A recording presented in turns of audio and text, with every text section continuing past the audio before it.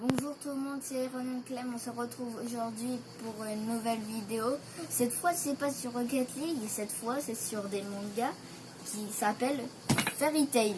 Fairy Tail, c'est une histoire de mages qui partent à l'aventure faire des combats contre plein de personnes, contre des mages, contre tout le monde en fait. Et ils veulent devenir les meilleurs mages de l'histoire en fait. Et donc il y a 4 personnages qu'on voit le plus. Les 4 personnages c'est Erza qui est une mage qui peut invoquer des armes. En gros, c'est qu'elle a un espace rangé pour toutes ses armes. Et ces armes, comme à chaque fois elle peut invoquer des armes n'importe quand elle veut, mais c'est pas tout ce qu'elle sait faire. Elle sait aussi invoquer des armures pour renforcer son pouvoir. Par exemple, je vous donne un exemple. La première armure qu'elle a eue, c'est l'armure des fées. L'armure des fées où tu peux utiliser 10 épées en même temps.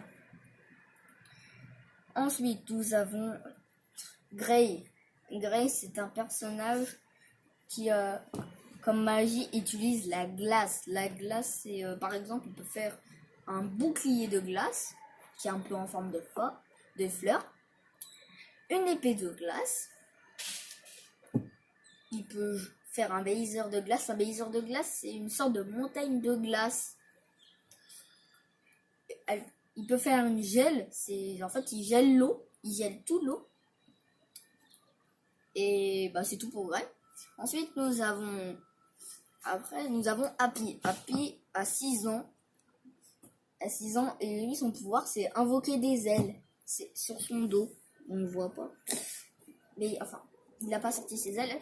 Mais, il peut sortir des ailes. Bon, quand je connaîtrai sa rencontre avec Natsu, je vous le raconterai. Peut-être, ou pas. Et en parlant de Natsu, le dernier personnage, c'est Natsu.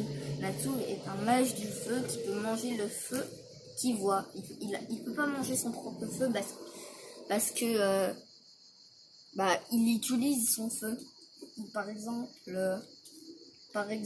contre quelqu'un, je ne dis pas, il peut pas manger son feu.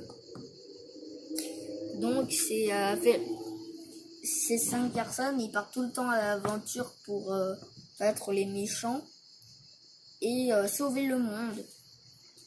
Sauf que Natsu, c'est l'élément le plus perturbateur de Fairy Tail. Fairy Tail, vous voyez, c'est le nom du manga et le nom de leur guilde. En fait, une guilde, c'est un sort de bâtiment pour tous les mages. Par exemple, il y a les mages de Fairy Tail. Donc, la guilde, elle s'appelle la guilde de Fairy Tail. Et leur symbole, Fairy Tail, c'est ça. C'est celui-là. En fait, au début, Fairy Tail se traduit fait avec une queue. Mais on ne sait pas en vrai si les fées ont une queue. C'est la question qui se pose tout au long de leur aventure. Et à la fin, ils sauront peut-être si les fées ont des queues ou pas. Je vous ai dit Lucie? Ah non, je vous ai pas dit Lucie. Lucie, c'est une mage constellationniste. Quand je vous dis une mage constellationniste, c'est par exemple, elle a des clés. Elle a des clés qui permettent d'invoquer des personnes. Par exemple, elle a une clé. Elle a la clé du Sagittaire, qui s'appelle Sagittarius. La clé du Verseau, qui s'appelle Aquarius. Taurus, du taureau. Horlogium de l'horloge. Cancer du grand crabe. Le grand crabe du cancer. Virgo de la Vierge. Et Lyra de la lyre. Ensuite, elle a dans ce monde. Non, je vous spoil pas. Mais je vous dis parce que dès le début, on voit tout le monde après. On voit. Ah, je vous ai pas dit. La constellation du chien Plou. Mais son vrai nom, c'est pas Plou, c'est Nicolas. C'est juste que Lucie a voulu lui donner comme nom Plou. Après, qu'est-ce qu'on peut dire? Un jour, Natsu a décidé de... sans faire exprès, Natsu et Lucie se sont rencontrés et c'est là qu'a commencé l'aventure de Fairy Tail. J'espère que cette vidéo... Il y a une mouche qui me gêne. J'espère que cette vidéo vous aura plu. C'est celle qui n'oubliez pas de laisser plein de pouces bleus. Partagez cette vidéo et surtout abonnez-vous. Salut!